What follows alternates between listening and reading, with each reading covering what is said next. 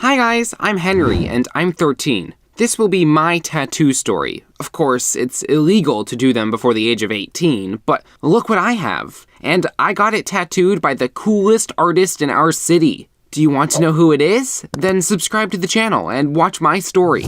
I've always loved drawing, and I was really good at it, even though I never learned it. Beautiful, isn't it? Probably this talent was passed down to me from my father, who was a painter and worked as a tattoo artist. He created dragons and all sorts of ornaments and motorcycles for the customers, but I never liked his drawings. They were hackneyed old hats. I used to spend a lot of time in my father's parlor and also wanted to become a tattoo artist. My dad liked my wish, so he gave me a piece of paper of an artificial leather and an old machine to practice with. I put hours in doing this, and very soon I started to know the onions. I knew which ink was the best, how to fix a tattoo machine, how to treat a tattoo so it would heal faster. I felt I was ready to work with real clients, and I told my father about it. But he said that it was not enough. I had only gained technical knowledge, but I still needed creative skills. I must have learned to draw beautifully and correctly, but I could already do it. And I showed my dad the tattoo sketch that I'd been drawing all night, but he laughed. "No, Henry, it's just a scribble. Go to the School of Art. They'll teach you everything there." Why did I need art school? I could do everything. My father just didn't see that I had my own cool style. That's what my friend Benji used to say when I showed him my sketches. Adults don't always want to acknowledge what their children are doing because they're just jealous of them. So my dad couldn't accept that his son was more creative than he was. But one day, fate gave me a chance to come up with the goods. One day, I was sitting in my father's studio, waiting for him. He called and said he was stuck in traffic, so he would be late. But the client should be there soon. Dad asked me to tell her that the session was canceled for that day. A few minutes later, a pretty girl came into the parlor. We fell into conversation. She said that her name was Nora, and it was her birthday the day before. She always wanted a tattoo, and as soon as she turned 18, she immediately decided to do it. I asked the girl what kind of tattoo she wanted. "I'm easy, something fashionable and beautiful," she replied cheerfully. I said that I could make one for her. I just had a trendy sketch, and I showed her my drawing. "Aren't you too young to make a tattoo?" she asked uncertainly. I confidently pulled on my gloves and turned on the tattoo machine. "Don't sweat it. You're with the best tattoo artist in town," I said. Nora smiled and laid down on the couch. I was a little worried because I was making my first real tattoo, and if I had made a mistake, it would have remained on the girl's body forever.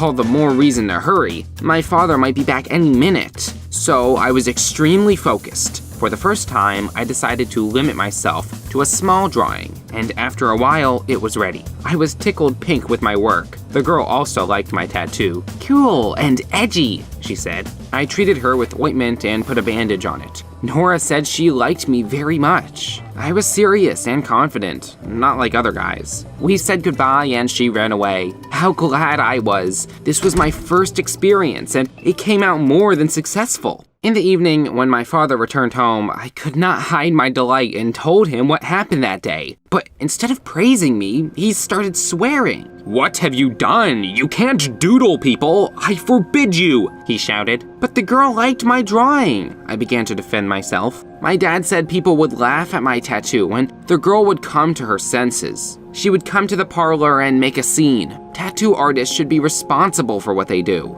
I said that my father didn't know anything about modern styles and I knew what I was doing. Anyway, we had a big fight that night. And you know what? My father was dead on, but not about everything. Nora did return to the parlor a week later, not with acclaim, but with gratitude. She said that all her friends liked my drawing so much that she decided to get another one of these tattoos. The surprised father asked the girl to think carefully. After all, with age, her taste might change. Nora harumphed and left. I couldn't miss another chance and rushed to catch up with the girl. I said I would do what she wanted. We exchanged phone numbers and agreed to get in touch. I spent the whole night drawing a tattoo sketch for Nora. I really liked what I had in the end. I was the creator of a new tattooing style. The next day, I waited for my father to leave again on business and called the girl. Half an hour later, she was back on the couch and I was working on her tattoo. During the session, we chatted with her to avoid being bored.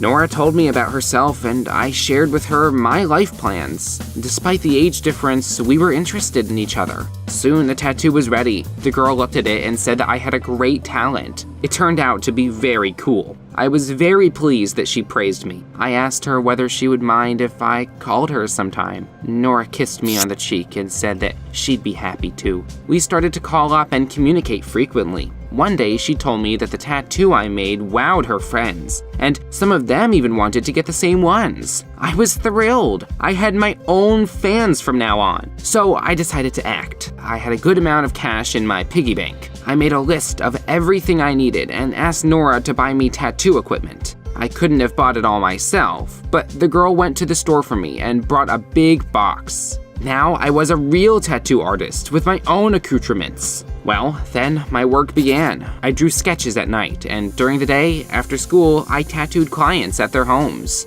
First, it was Nora's friends. Then they told their friends about me, and the information started to spread on the grapevine. Everyone liked what I was doing, and new orders came in one after another. I had even more clients than my father. My drawing style was now a fashion trend. Yes, I started dating Nora. She was comfortable with the age difference. She liked that I was so talented and made my own money. I started buying all sorts of cool things and was immediately noticed at school. When everyone found out that I was a real tattoo artist and my girlfriend was 18, I immediately turned into the most popular guy. My friend Benji used to say that I was not just talented, but brilliant, like Andy Warhol or Jackson Pollock.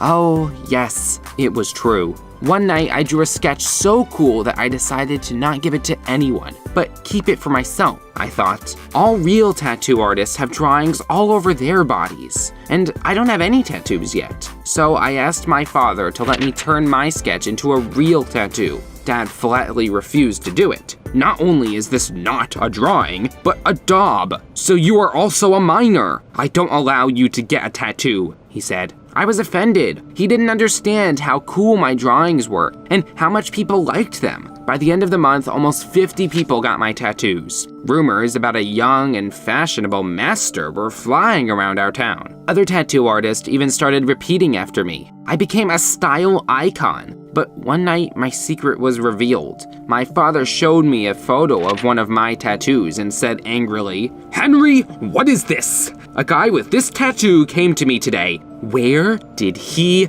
get it?" I had to own up everything. My dad started yelling that I was making a big mistake. Not only did I doodle people, but also didn't observe sanitation. I was offended by his words and replied that I was doing everything right and he just didn't understand modern artists. I was so angry with my father that I got a tattoo that night by myself. But when it healed, I started showing my drawing off at school. Benji was surprised. "But you're not 18 yet. You can't get into a jam." "No big deal. I am a true artist, and this is my style," I replied. But my self-confidence quickly faded when people from the guardianship department arrived at school after lunch and took me to the station. It turned out that one of the teachers saw my tattoo and called them. My father was waiting for me at the station. He was charged with improper childcare. I replied that I was an adult and had done the tattoo myself. My father didn't know anything. Somehow this case was hushed up.